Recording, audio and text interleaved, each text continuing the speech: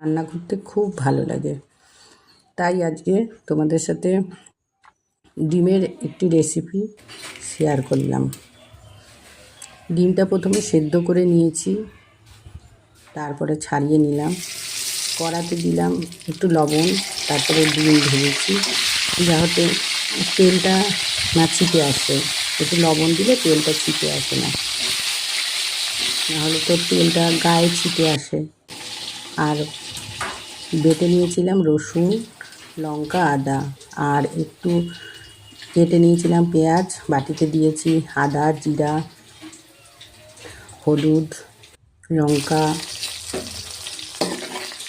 ধনে, লঙ্কা গুঁড়ো, রসুন বাটা, ফোড়ন দিয়েছিলাম তেজপাতা, জিরে, আর পেঁয়াজটা একটু ভেজে নিয়েছিলাম লাল করে।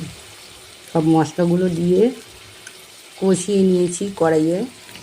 তারপর তার ভেতরে আলু দিয়েছি, সাথে ডিম কটাও ছেড়ে দিয়েছিলাম। ডিম কটাও ছেড়ে দিয়ে তারপরে ভালো করে কষিয়ে যখন তেল ছাড়তে শুরু করবে দেখবে,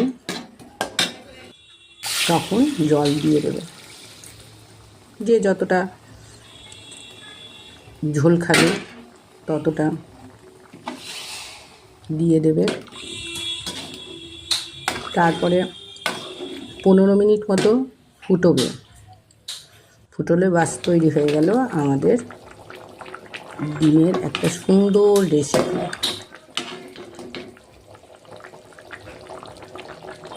ভিডিওটি যদি ভালো লাগে লাইক, কমেন্ট এবং শেয়ার করো বন্ধুরা। এছাড়াও রেঁধেছিলাম বরবটি আলুর একটু তরকারি আর পটল আলু দিয়ে একটু চচ্চড়িও।